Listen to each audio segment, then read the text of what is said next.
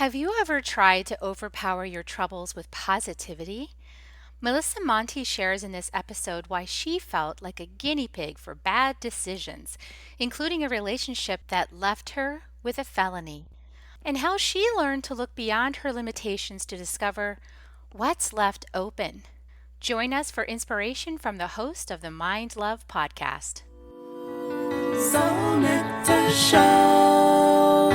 The Soul Nectar Show. You're invited, delighted to discover who you are. Anything is possible if you believe.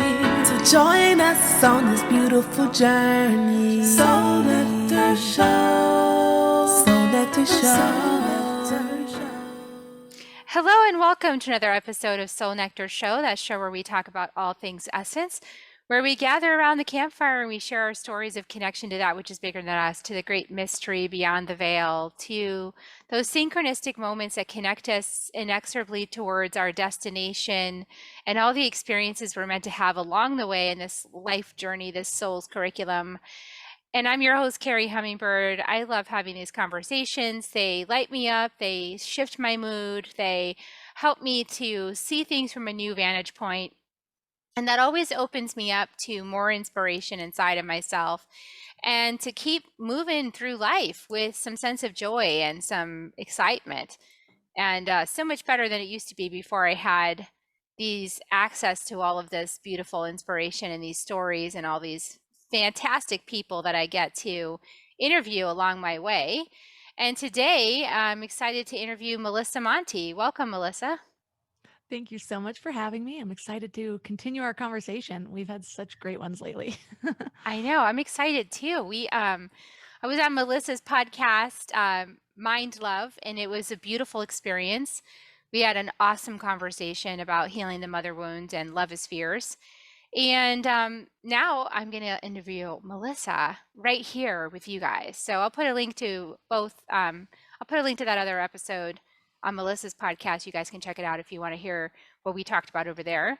And in the meantime, a little bit about Melissa. So she is, after spending a decade about what she calls being a guinea pig for bad decisions, I'm sure we can all relate to that.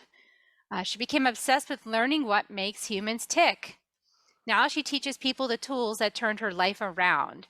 Through her raw stories and inspiring interviews, her podcast, Mind Love, highlights the incredible role of the mind in creating a life you love waking up for. And I can so resonate with that. So resonate with that. So, God, I want to hear more about your story, Melissa. So tell us, wherever you want to begin, tell us a little bit about what got you to the place that you are today. What were some of those mistakes or guinea pig choices that you made that brought you here? And then let's talk about what inspires you to keep going. Well, those mistakes. Really, I had a pretty nice life growing up. I was like an AP student, always an overachiever, and nothing bad had really happened besides like my parents' divorce, but I was so young that that's just all I knew and it didn't really affect me like in a way that I knew. I don't know. I always kind of liked my parents being split up. Well, when I was a teenager, my first sexual assault happened. And at the time, I remember internally I just kept saying this isn't going to affect me, and I to the point that I would even say like I don't understand why people are so weak. Why does this have to affect you? And looking back, that was definitely my protective mechanism. After that, I ended up losing a really close friend to suicide, and then another sexual assault happened, and then my dad died, all within a very short period of time. And so I was just not equipped to deal with any of this stuff. Nobody told me how to process my emotions or how to move through trauma. I don't think anybody really tells most people those things. And so I just kept trying to overpower it with positivity. But when I look at my behavior during that time, I can see very clearly how it affected my self worth, how it affected the way I valued my life, how it affected the decisions I made moving forward, really how those beliefs that I was developing affected my decisions. So I ended up just not expecting a whole lot from the people around me, how they treated me. I was always just trying to earn love, earn my place in in relationships with people. And so I ended up in a really terrible relationship with somebody that throughout our relationship, I found out he was cheating on me. He was addicted to meth. He was addicted to gambling. He was an alcoholic. And turns out he was secretly robbing houses. He robbed over 50 houses, millions of dollars worth of things. And he was doing most of this when I had decided finally to get away from him. So I went to Hawaii to stay with a friend. I had lived there for a while, so I had a lot of friends there. And I stayed for a month and I started to get my life back together. I was eating healthy again, running again, hanging out with good people. But when I came back, I started to feel kind of that old hollow pull, like I it was missing something again. It was like I was always searching, and now it's clear to me that I had built myself all on the outside in Hawaii, but I hadn't really addressed that core wound, the things that was causing everything else. So when that guy called with another story about how he had gotten his life together, I was like an addict relapsing. So I went back to him and we went to lunch a few days later. And on our way to lunch, we were arrested. And I was like sitting there wondering, what are we being arrested for? Maybe it's like a busted taillight or we're pulled over for, meaning to say. But then they made us get out of the car. And I just remember watching the police open up the trunk and they just looked at us and there was a dozen lock boxes that they use for houses that are for sale where they just hang the key on the door. There was cases of stolen jewelry, and he had had a jewelry business, and so he had been selling it on eBay. Who sells stolen jewelry on eBay? It never occurred to me that this could be illegitimate. And turns out what he was actually doing, he was a smart guy. He dressed well. He drove a Mercedes Benz. He was going and clipping lock boxes and going into homes, and he'd have all the MLS reports because he used to do loans with his dad. And so it would say like these people weren't don't live there anymore or they're working from 9 to 5. And so we would find the houses where people did live there because their jewelry was likely to be there in really nice neighborhoods and just walk in, take the jewelry and leave. So nobody had ever even reported him suspicious or anything like that. But it wasn't until he started getting sloppy because of his drug addiction and he was bringing his drug dealer in to steal the TVs that people started to catch on. And so I had been gone for most of this and I could have just proven my innocence, but our cases were combined. And so if I went to trial, that means he went to trial too. And it would have guaranteed he got 10 years in jail. And like I said earlier, I wasn't really valuing my life. And I felt responsible to fix other people's problems and make excuses for other people to be there for me. Like I wish people were there for me when I was going through hard stuff. And so I ended up taking a felony to save him. And then moved to LA to get away from him. Wasn't really the end. He followed me. He kind of terrorized me, broke into my house. He finally got arrested for another string of robberies. And then he got 7 to 11 years in jail. And at that moment, I was finally free. So I just decided I wasn't going to waste my freedom and I needed to start making a lot of changes to my life. And it wasn't just one big turning point. I wish that was just where everything went well. I made a lot of changes then. I was still partying and numbing a lot. But it was one small good decision at a time that started to plant the seeds. Going to yoga and hearing the messages, and it changed from just a workout for me to a spiritual practice. And so before I knew it, I was able to look back and I was the one that my friends always came to for advice because I had gone through so much and I had healed so much of my own stuff.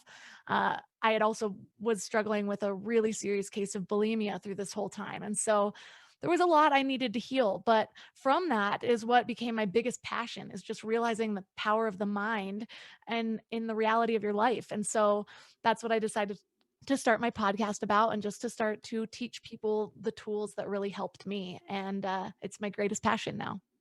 That's amazing. I love your story.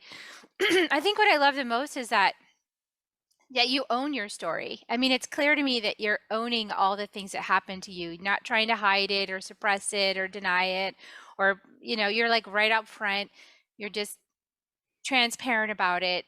And it's part of what makes you strong when you do that. A lot of people have regrets from the past or things that they wish didn't happen.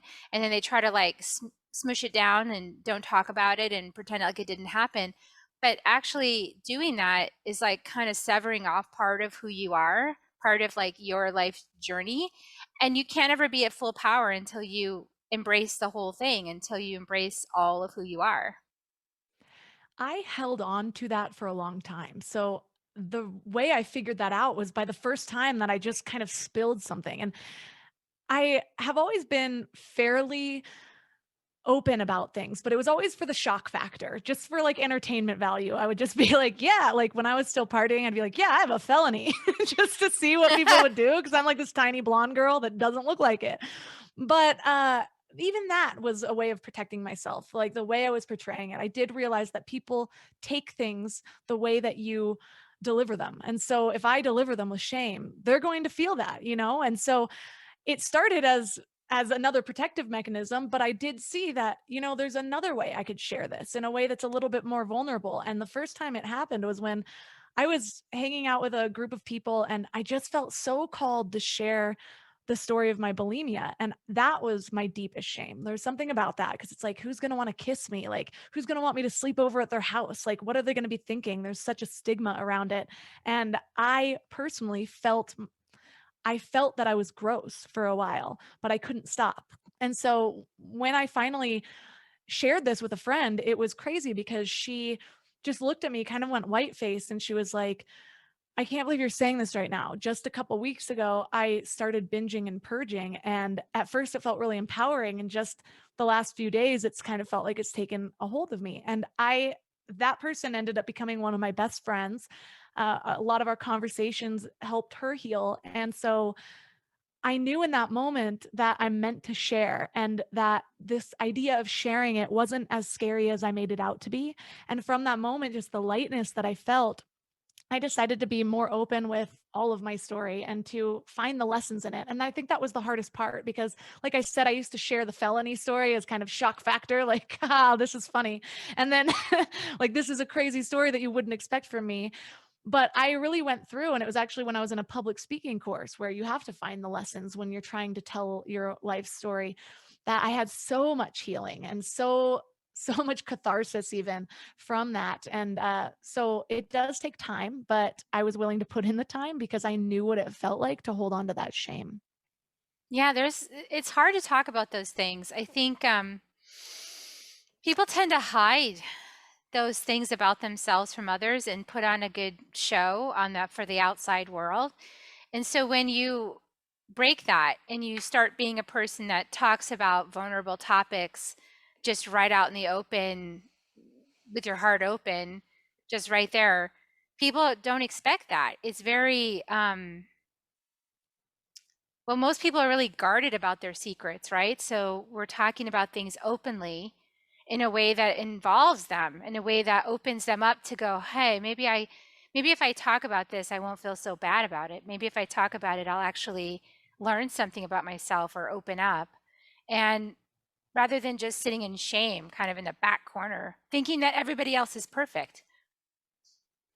Yeah, and I think too is with sharing is made me feel less alone because my story is pretty unique. And so there's not a lot of people that have gone through something, the whole thing. I There's mean, it's pieces pretty of it. dramatic. Yeah. Yeah, yeah. What he was But doing. I mean, what people can relate to is what drove that behavior, what drove me to accept that, to not see the red flags and turn around. And instead I was like a bull running full speed towards them, you know? And so it's, I think too, in sharing that, it's, I expected people to be turned off from me as a person or to be worried about it bringing me into their life. But it not only adds intrigue, but it helps them to feel like their problems aren't as big. Or if you can get through this, then what can I get through? And through that, I remember being in that jail cell. I was in jail for 8 days. And before I got out on my own recognizance because I wasn't going to call my mom and tell her to come pick me up. But she worked at a church at the time, and my stepdad was a retired police officer. So I was just humiliated. And I just remember thinking, this is rock bottom. I totally destroyed my life. Like, I can't erase this. Like, I was the girl that would play video games when I was little. And if I lost a life too early, I'd just press the reset button and start over because I wanted to go in with like a clean slate and full life force. And now I had like a felony on my record and bulimia, which people told me I would have forever, that it's always going to be this thing. And I'm like, I can't press the reset button on this. And so what I learned though is how to use my limitations as guideposts. And what happened was I realized, how am I going to write this whole story on 2 lines of a job application? And so I'm like, what can I do where I don't need somebody else's permission and I can still find the success that I want in life? And for that, that was like a slingshot toward entrepreneurship for me. And so I started teaching myself digital marketing and I went full force to that. And I didn't second guess it because the alternative was something that sounded horrible. And I learned this even when I became vegan. I was the person at the restaurant that would take too long and be like, pick me last. And I don't know, what should I get? And then regret my decision immediately because there are too many things on the menu. And then now I'm vegan. There's one thing on the menu for me. I'm like, I order it fast, I'm happy. And so I think so many times we Mm. want more options and we feel closed in when there's a door shut in our face. But what I've learned now, instead of feeling closed in or feeling limited, I'm like, oh, this makes my decisions so much easier. What's left open? And so I've been able to do that with a number of areas in my life and at less extreme situations, but it's always helpful. Even through COVID, it's like, okay, everything's closed. What can I do today? What is available to me today? What do I have? And that mindset has made a dramatic difference in my life.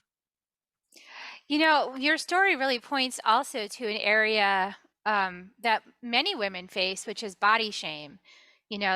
We have this ancestral, I think, programmed into us shame of our vessels, of our bodies, and of our sexuality, and so we can have these strange relationships with our bodies that I don't see men having as much. Like the bulimia thing is like not necessarily a man thing. It's like a lot more women have that than men. It's like, why do we feel such a need to punish our bodies for things that are just natural? Food in, food out, appreciating our image, looking at our bodies change. I'm going through menopause, so I'm in that phase of like my body's going through menopause. I remember when I had a baby, just like you just had, my body made all these changes that were weird and strange and kind of icky, like just strange things happening inside my body. It's like rather than appreciate the fact that my body can do all of this, I find myself uncomfortable with it from time to time.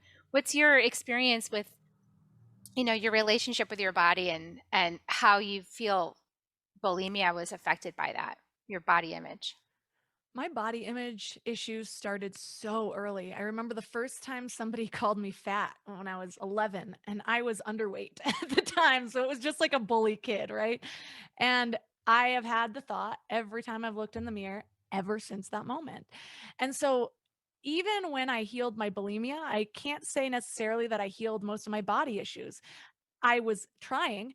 It would look like me being in the mirror and me having all the negative thoughts and knowing the tools to kind of talk myself out of it to feel good. So I was always counteracting, but rarely did I go in front of the mirror and say, "Oh man, you look awesome." Unless I was at the exact weight that I wanted to be at, Mm. I was all done up, like if I had carved myself into the woman that I thought I should be, then I was fine with it. But any flaw was still such a highlight. And I was really worried about having a baby because of this. I'm like, I don't know what issues that's going to bring up. What's that weight gain going to be like? And I was actually very surprised because for the first time, it gave me this different appreciation of my body. And one of the thoughts that went through my mind was, even with the imperfections, in my mind, I'm like, I just had a baby, like I have this excuse. Whereas before that, I'm like, you have no excuse. You're young, you have time to work out. Like, what, it's just the inner talk was so different. And I think the result of my pregnancy, having this little boy, I'm like, who cares? And so, of course, I still have my moments, but they have decreased dramatically, which is not something that I expected. But it also makes a lot of sense. I mean, women have been like, look at ads from 50 years ago. Everything's about the way a woman looks.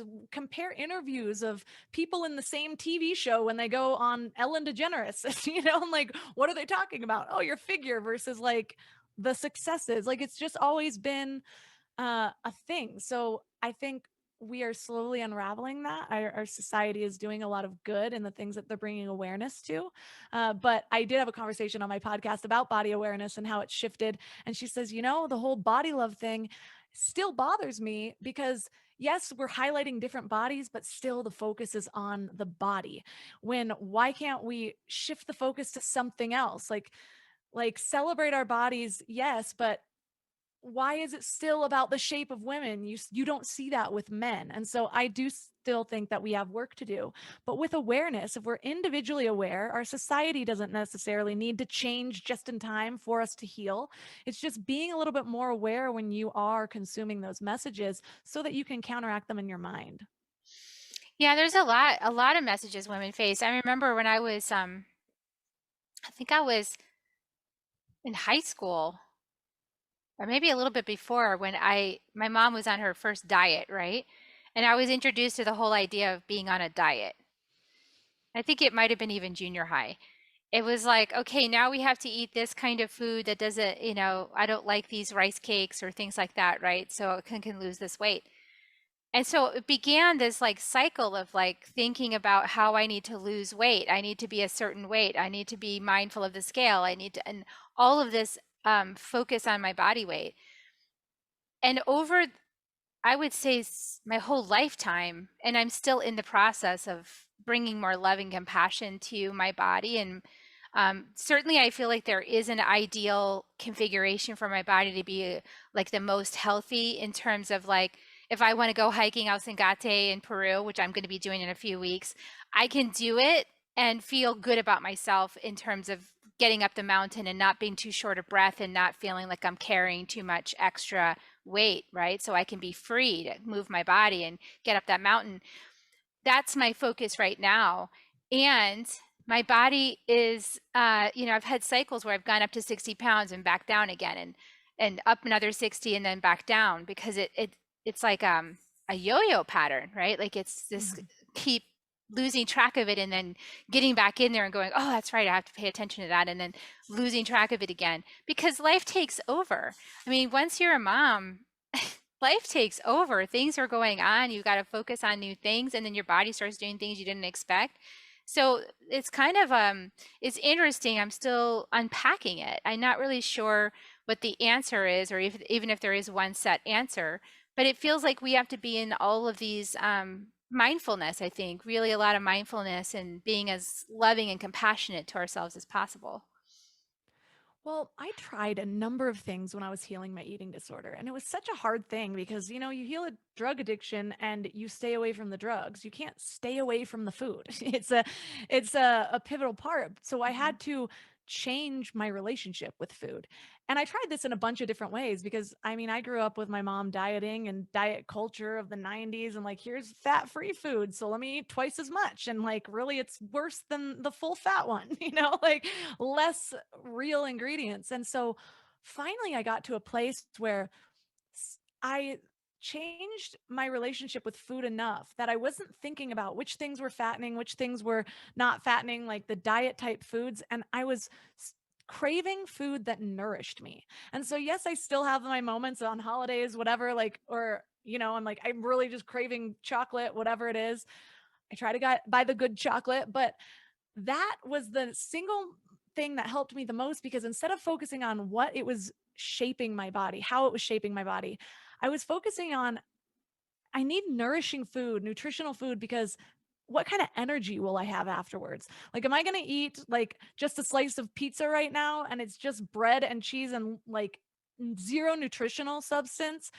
Sometimes, yes. I'm not saying I say no to that all the time, but for my habits, how do I want to feel after this meal? Do I want to feel like I'm in food coma? Because that's not natural. You should not, like, everyone normalizes this idea of food coma. Like, oh yeah, I've eaten, so I need to just lay down. Your body should feel energized after you eat. That's what food is supposed to do. It's fuel. And so that took such a long time to really drill that in, but now it's my set point. It's what I focus on. And so it's like, well, I need a snack. Let me grab a carrot and hummus, and that's what I crave. But it took a lot of untangling from all of the other things because we beat ourselves up. So then we're feeling even worse, which makes us want to emotionally eat even more. And then take the pressure off yourself a little bit or have a little more compassion with yourself because realize all of that processed crap has addictive substances in it. So if you feel like you don't have the willpower, it is not your fault. You're eating a drug. You know what I mean? And so with with that change, um slowly but surely I wasn't getting those same cravings as often. I was healing my emotions, so I wasn't reaching outside of myself to numb that anymore. And so again, it was a process, but one step at a time, and trying to praise myself for the good decisions and be compassionate with myself for the so-called bad decisions slowly but surely did make a pretty big mindset shift. Yeah, I would say for me, the main thing I realized this last time, I'm in the middle of the hopefully the final cycle of this because this has happened several times throughout my life. And I notice for me, it happens when I get emotionally overwhelmed, right? So Mhm. this last one happened. I was really, really good. I knew my quantities. I knew like how much was a good amount for me. I knew good foods for me. And because I do Weight Watchers is my method for like tracking things to just know like what are quantities, what's an appropriate amount. You know, if I'm going over that, there's a reason why. What's the reason? That's my mindfulness piece. But I lost track of that because I was maintaining it for like 6 years. And so there wasn't a need. I was just in a cycle, right? I just knew how to take care of my body and I was just taking care of my body. And then this really hot man came along and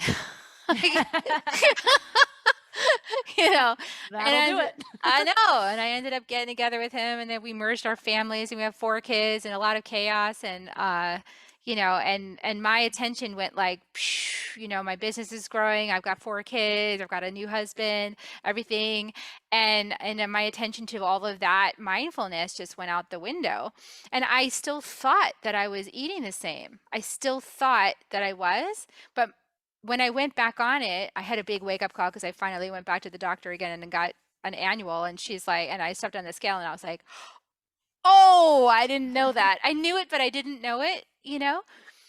And then because I could hide things from myself, I'm very, I don't know anybody else listening to this, but like rose colored glasses, I can completely hide from myself what's actually going on, which is why I need a mindfulness tool. So I went back on my mindfulness tool and immediately I was in portions and I was like, oh, yeah, I've been eating like 4 times the amount that I need.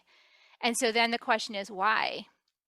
And it's Mm. because I know for me, whenever I get emotionally overwhelmed or I get like there's so much going on in my life that feels out of control, like my dad died 3 years ago, like there's a lot of reasons why. But it's like I tend to, the food is my area where I lose it. Where it's just, I'll be so compassionate and so loving and so present everywhere. And then that's the one area that just goes, it kind of explodes.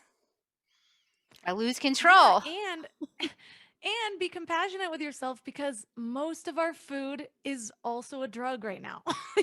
Like if it's in those center aisles in the grocery store and not in the produce section, like it's probably got something in it, And so it is a lot harder to, like, it's easy to slip into that because it feels good. And you would notice if you started doing cocaine the whole time. Like people would Yeah. notice, you would notice, you have to make the decision when you get that, but instead you're just making the decision to buy food that the person right next to you is buying as well, and no one thinks about it.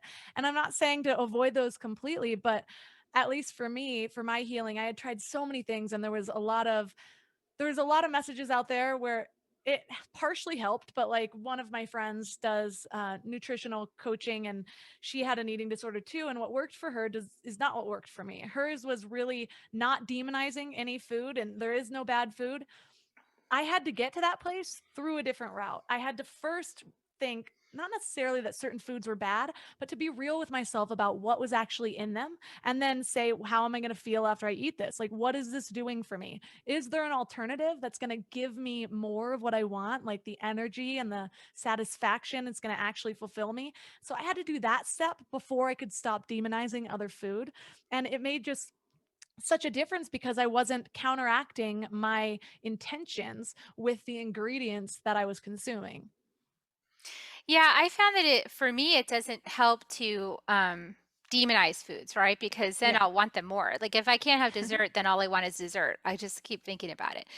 So what I had to do is the same thing as kind of like have a balanced approach and to think about food as what was a really pivotal thing for me and is still a pivotal thing for me is asking myself why. So I used to like drink a lot of wine when I was younger. And my response to emotional overwhelm was I'll just have wine. I'll just numb it out. And I think a lot of people could relate to that. And I see that happening, the liquor stores are filled with people. But what happened was I finally started realizing, okay, why am I trying to numb out? What's going on in my life that I don't want to face? And then maybe if I just face it and be with those feelings, then I won't need to have so much wine, which was starting to be uncomfortable in my body, was starting to cause negative effects. So what I've learned how to do is to acknowledge, oh, I'll feel the urge for a glass of wine, and then I'll ask, okay, what is this for? Is this for celebration? And if it's for celebration, that's okay. Is this because I'm feeling bad and I want to compensate for it? Well, then that's not a good reason. And then there's something else I need, right? There's some other something that's needed, probably emotional support or just to be with myself, maybe meditate, go hug a tree, sit outside, go ask my husband for a hug. There's like a million things I could be asking for, right? But it's that mindfulness. It's like being able to slow down long enough to pay attention. And sometimes life gets chaotic. And sometimes it's hard to be paying attention to so many things all at once, especially when you have little beings dependent on you or older beings dependent on you and their lives are chaotic.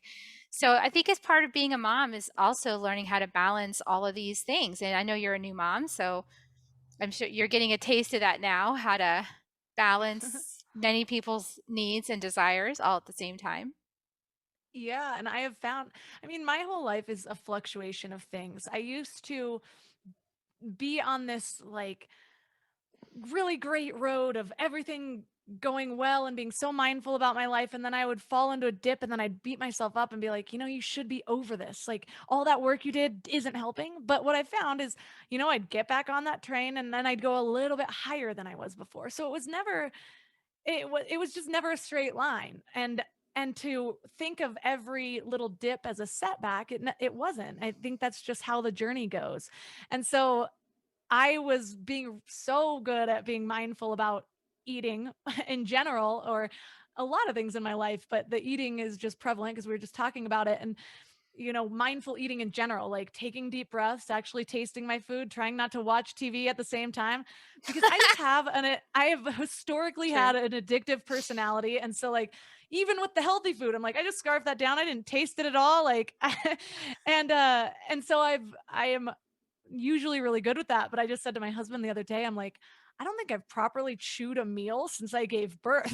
like swallowing things whole just so I can like get back to things. But for me, I love to ask myself, even when things are hard, like, well, what is the universe giving me right now? Like, and it's not necessarily like, yes, I'm working on how to slow down all of these things, but with this, it's given me, I see myself as so much more selfless now. And like, I remember watching other moms and how they'd have a minute between like feeding a baby and making a lunch, and then they'd be emptying the dishwasher. And I'm like, I'm just not that kind of person. I like to put all that stuff off for last minute, and then it overwhelms me. And then I do it all at once. Like, how am I going to handle being a mom? I'm going to be terrible with like the messiest house.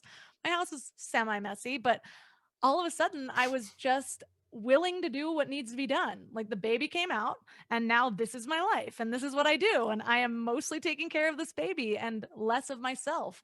For an only child, that's a weird transition, And so, um, but I have been very proud of myself. And I think that's what it's calling me to do, is to notice, like, with every effort that I make, or whether it's my intention or the universe's intention, notice the positive changes within yourself, because it makes all the hard stuff so much easier. I'm like, wow, I am this type of person that I never thought that I could be. And I'm going to keep getting better, and I'm going to have my setbacks. But that is just part of the journey. And what's different in my life now compared to 15 years ago is now I have the tools to handle it. I know what I need when I realize, oh my gosh, I've lost all of my tools. I've lost all of my good habits, but I know what they are. And finding the groove that I've already carved is so much easier than carving it in the first place. And so I think it still just comes back to having that compassion, and using each new life pivot as a way to know yourself more deeply. Because when I know myself more deeply, then I can ask myself, well, what do I actually need, and hear that inner voice, which also took a really long time to detangle from my programming. And so the more that I sit in that stillness and I ask myself those questions and I hear that voice back, the more that I can be confident that I am giving myself what I need in that moment. I love so many things you just said. I love. I'm trying to decide which one I want to go down. I like what you said about the grooves. I This is why I always encourage people to develop a spiritual practice or to develop habits around self-care. And it's maybe you don't need it right in this moment. Maybe right now your life is great and you're like, well, why do I practice? I always tell people practice opening sacred space every day. And they're like, well, why? Why do I do it every day? Because then you get in the habit of doing it. And then when you really need it, let's say life throws you, tremendously painful experiences, like when my dad died. Well, I'm in the habit of opening sacred space. So it's a lot easier for me to get up and go do that for myself than it is to, like, if I didn't have that, I might just lie in bed all day because I was sad, right? So it's these habits, and like with my dieting, whatever, I don't want to call it dieting, my portion control, my portion control habits with Weight Watchers, because I did that so many years in a row. This time when it came around again, I admit I did have like a couple of days of wallowing in self-pity because I was like, oh man, I lost control of that. I lost mindfulness on that, and I had some beating up that was happening.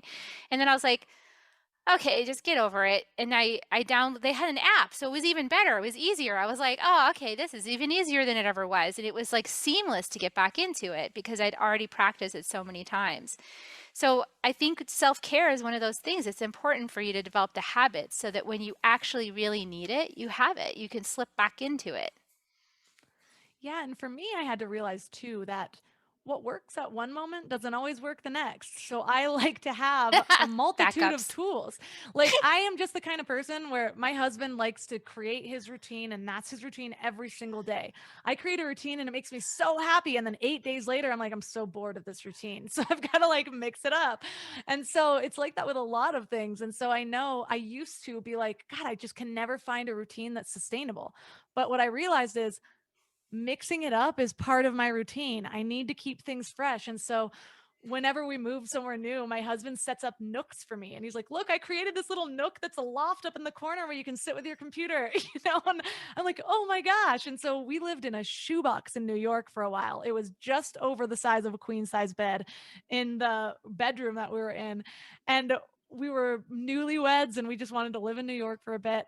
And I was like, there's no nooks here. But he set me up like one that was, we had to like climb a ladder to get to. And there was one out in the kitchen area. So I could make it work with everything. And it was another thing where I just need to know what I need. Otherwise, I would create an adorable little setup. I'd be there for a while and then wonder why this thing couldn't make me happy. Am I just the type of person that's never satisfied? What is wrong with me? Those were the things that always went through my mind. But I'm like, oh, I'm feeling a little restless. Can I just sit somewhere new? Can I make a different morning drink? Can I, like just change one thing to make it a little bit fresh, take a little different route on my walk today? And that way, that is my routine. I know that I need that. And again, it's listening to myself, asking myself what I need so I can give it to myself instead of asking myself why I'm not like all these other people or why I am can't be this way. It's more of an acceptance of who I actually am and then learning to live with myself. Oh, I love that too. I was feeling that this morning. You must be so tuned into me right now because, oh my gosh, this morning I was feeling that I was going through the grocery store getting these things, and I was noticing the feeling of disappointment and unrest and like this isn't good enough or angsty, like the angsty Yeah. feeling. And I was like, why am I feeling so angsty? And then when I feel it, I go, I shouldn't be feeling this way. I have a lot going on for me that's good right now. I should feel grateful. And I know the power of feeling grateful. Like feeling grateful is a good thing, right? That's what keeps all of the prosperity coming and all the good things happening is when you feel grateful for it. And I'm feeling angsty. And I'm like, this is not going to support my prosperity. Like, stop feeling angsty. But I was like, I know that doesn't work. So it's like, okay, just feel it because there's something in it for me, right? It's like allow it, accept it, embrace it, let it be what it is. maybe there's something in that angstiness that's trying to tell me something. Maybe it's trying to tell me that like I'm on the verge. And I love this. I'm on the verge of something new. I'm on the verge of a new me. I'm on the verge of somebody that's going to be even more expanded. And every time I get up against the edge of that, like I get that angsty feeling. I get right up against the edge of some new expansion and some new area or some new discovery about myself. And there's this angstiness like at the edge of it. And so I reminded myself of that. I was like, okay, I'm at the I'm at the edge of something big. So sometimes that feeling that we get is there for us, right? To help us change it up or help us to see from a new angle. I love that you were talking about move yourself around, go for a walk in a different area, do what's good for you, but also change it up. Maybe there's something new that's going to be released from that. Yeah, I went through something very similar. I told you we moved from LA to the mountains last August, and we just wanted to get out of like the chaos of LA was not fun to live in at all during COVID. And I so I'm heard. like, what do I need? I'm like, let's just go to a town that's not like this at all. And we had lived in Big Bear before, 2 hours away. It's this very small mountain town. And when we lived there before, I was younger and I was not ready for this slow life. And then I just felt myself being called to it, being called to nature. And so I'm like, I need to give this to myself. And again, I had to sit with myself for a while and ask, am I just uncomfortable with what's happening? And so I'm reaching outside of myself at like trying to fix things by moving because I did that too many times when I was younger. And so I had to make sure that I was doing it for the right reasons. And I was like, no, I do want nature. We are having a baby now. Like we need more space. And so we made that decision. And then we got here and I had such a hard transition. I was like, I hate it up here. I can't get any of my healthy food. I can't, like, the yoga's not open, but it wasn't in LA. So it's not like I could go back and like have things be the way it was. So part of me was mourning the way the world was. But then I'm like, I thought this was going to solve all my problems and it's not. And so again, I had to sit with myself and say, okay, you already checked in and you decided this wasn't supposed to solve your problems. It was to give you more of what you need. So remind yourself of that. So I did. And also, it's like, well, what am I missing? Like, what do I feel like I'm missing? And it was that connection. And so I went on Facebook, the Big Bear Facebook group, and I'm like, hey, I need friends. Like, anyone want to get together? Preferably pregnant friends or people with little babies, like, because I don't have any of those.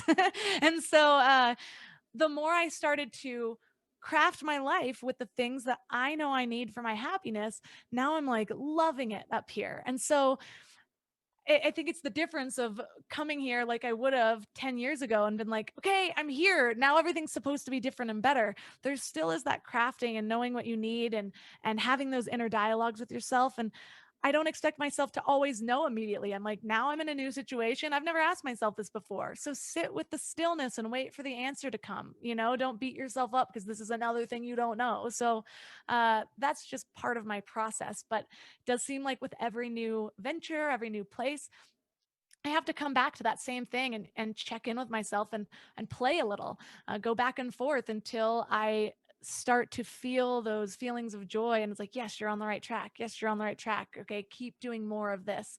And so I think life is just biggest life lesson has been that I'm here to discover about myself because that's going to help me find my deepest purpose. That's going to help me find my joy and my happiness and my soul tribe and all of that.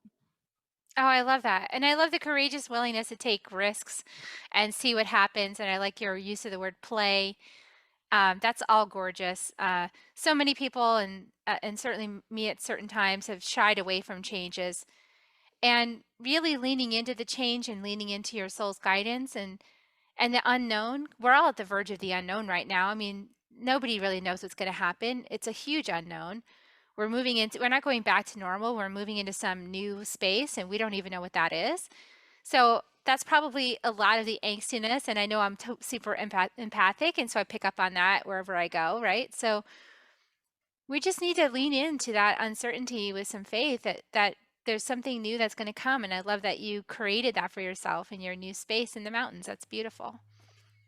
Right. And even going back to the mindset of how can I use my limitations as guideposts here? And so there isn't as much access to healthy foods. whether it's restaurants or even at the grocery store. I mean, this is a town of like 3,500 people. And so, and I came from Santa Monica, where it had all of those things and like 100 yoga studios I could choose from. And so I started playing with, all the meal delivery things. And right now I have a baby, so it's actually perfect. I'm finding as many prepared meal deliveries that I can get up here. And so I'm still getting like the gourmet healthy food that I don't have to make myself, and it's cheaper than Uber Eats. And then I'm doing online yoga. And so instead of focusing so much on, man, what's been shut down, what can't I do, because all that's going to do is highlight those things and make you feel more lack. And instead I'm like, well, like, that's out of the question. So can I try something new? Can I get myself excited about this new thing that before I would have thought was an added expense that I didn't need, but now it seems like a bargain. So it's just kind of seeing how life shuffles me through, and realizing that I am co-creating with the universe. It's not just the universe happening to me, and it's not just me happening to the universe. It's that co-creation, and the acceptance of that can make the whole journey so much easier. Absolutely. Accepting the changes, accept we have to all accept it now. Beautiful, beautiful wisdom that you shared with us today. I know that people can find you on the Mind Love podcast. I'll definitely put a link. Is there anything else you want to share with our audience today about how to work with you? What kinds of things you like to help people with? Anything like that? Yeah, I do mindset coaching. So reach out to me and let me know what you're dealing with, and we can see what our options are. And I also have a daily email called the Morning Mind Love. That's just short notes from your higher self. That's every weekday morning. And you can sign up for free at mindlove.com right on the homepage. Or if you're out and about, you can text the word morning to 33777. Awesome. Beautiful. Well, everybody, I want to say if you liked this podcast episode, then please like it, share it out, give us a good star rating for it, and make sure that it gets out there in the electronic world, because that's how people are going to find it, is when you engage. And I want to give people kisses. Would you like to join me, Melissa? Yeah. Give kisses. Okay, here come your kisses, everybody. We'll see you guys next time on Soul Nectar Show. Thanks for being on the show, Melissa. Thank you. Have a great week, everybody. Bye for now. If you found even one gold nugget in this episode of Soul Nectar Show, will you do us a favor? Will you subscribe, like, and share this episode? Maybe even write a comment and let us know what you thought about it. We really, really want to engage with you at a much deeper level. Let's be part of community together. Have a great week, everyone. Bye for now. To dive in deeper to nourishing conversation, visit soulnectar.show. Soul Nectar Show. Awaken, awake to show. Take a sip from the drip of the nectar, from the source of who you are.